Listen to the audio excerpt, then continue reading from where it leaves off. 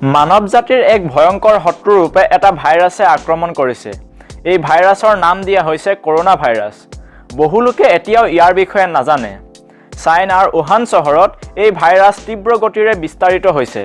কিন্তু এতিয়া এই ভাইৰাছৰ কিছুমান ঘটনা বেলেগ বেলেগ দেশতো পোৱা গৈছে। ভাৰততো এই ভাইৰাছৰ দুটা ঘটনা পোহৰলৈ আহিছে।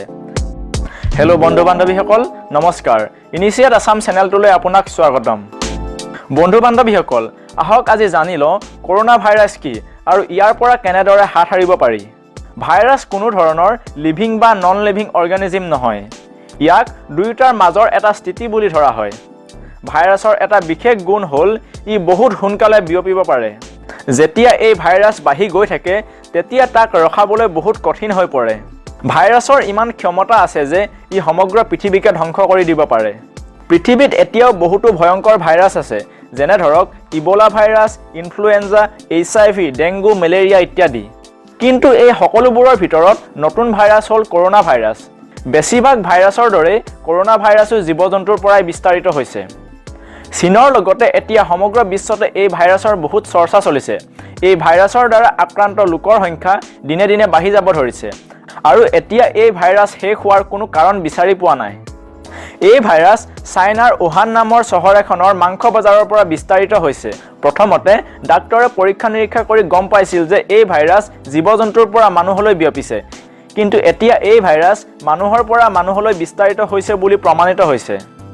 হাঁচিওৱা, কহা, হাত মিলোৱা বা বেলেগ ধৰণৰ কোনো ব্যক্তিগত সম্পৰ্ক অহাৰ পৰা এই ভাইৰাছ বিয়পিছে। এই ভাইৰাছৰ কোনো চিকিৎসা এতিয়ালৈকে বিচাৰি পোৱা নাই। সেইবাবে এই ভাইৰাছসমূহক বিস্তাৰিত হোৱাৰ পৰা ৰখাবলৈ চীনৰ সেই চহৰসমূহক সম্পূৰ্ণৰূপে বন্ধ কৰিছে। অৰ্থাৎ এতিয়া সেই চহৰসমূহৰ প্ৰায় 3 কোটি মানুহ তাৰ পৰা বাহিৰলৈ যাব নোৱাৰে বা অন্য কোনো ব্যক্তি সেই চহৰলৈ আহিব নোৱাৰে। কিন্তু এই চহৰসমূহক বন্ধ কৰাৰ আগতেই এই ভাইৰাছ বেলেগ বেলেগ ঠাইলৈ বিয়পিছে। ইয়াৰ দুটা ঘটনা মুম্বাইত, এটা নেপালত, 3টা মালয়েছিয়াত আৰু Singapore, Vietnam, Australia, Japan, France, south Korea আদিত ইয়াৰ ঘটনা পোহৰলৈ আহিছে। এই ভাইৰাছ বিয়পোৱাৰ পৰা বাধা দিবলৈ প্ৰায়বোৰ দেশতে এলাৰ্ট জাৰি কৰিছে আৰু সকলো বিমানবন্দৰত এতিয়া যাত্ৰীসমূহক ভালদৰে পৰীক্ষা নিৰীক্ষা কৰা হৈছে। চীনৰ জনসাধাৰণ ইয়াৰ বাবে ইমান ভয়ত আছে যে তাত মাস্ক তীব্ৰ গতিৰে বিক্ৰী হ'বলৈ ধৰিছে, যাতে নিজকে সুৰক্ষিত কৰি ৰাখিব পাৰে। কৰোনা ভাইৰাছৰ চিকিৎসাৰ বাবে স্পেচিয়েল হস্পিটেলৰ নিৰ্মাণ এতিয়া তীব্ৰ গতিৰে চলিছে চীনত। এতিয়ালৈকে চীনত এই ভাইৰাছৰ 1372টা ঘটনা পোৱা গৈছে আৰু 41 জনৰ মৃত্যু ঘটিছে এই ভাইৰাছৰ ফলত। কৰোনা ভাইৰাছৰ চিমটমছ সাধাৰণ ভাইৰাছৰ দৰেই হয়, যেনে কাহে ধৰা, জ্বৰ উঠা ইত্যাদি। হেল্থ এক্সপাৰ্টে এতিয়ালৈকে এই ভাইৰাছক গ্ল'বেল ইমাৰ্জেঞ্চিৰ ঘোষণা কৰা নাই। কিন্তু যিদৰে এই ভাইৰাছ তীব্ৰ গতিৰে বিয়পিছে তাৰ বাবে গ্ল'বেল ইমাৰ্জেঞ্চি ঘোষণা কৰিবলৈ বেছি সময় নালাগিব। কৰোনা ভাইৰাছ সাধাৰণতে জীৱ-জন্তুৰ শৰীৰত পোৱা যায়, যেনে ধৰক কুকুৰ, মেকুৰী, সাপ ইত্যাদি।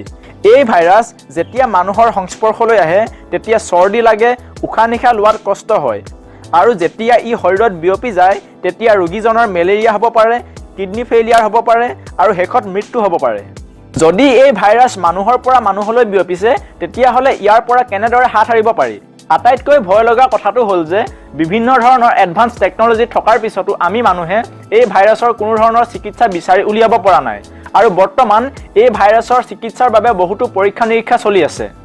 এই ভাইৰাছৰ পৰা বাচিবলৈ ৱৰ্ল্ড হেল্থ অৰ্গেনাইজেশ্যনে কিছুমান গুৰুত্বপূৰ্ণ কথা কৈছে। ভালদৰে কেইবাবাৰো হাত ধুওক। হাঁচিওৱা বা কহাৰ সময়ত মুখ আৰু নাক ঢাকি ৰাখক।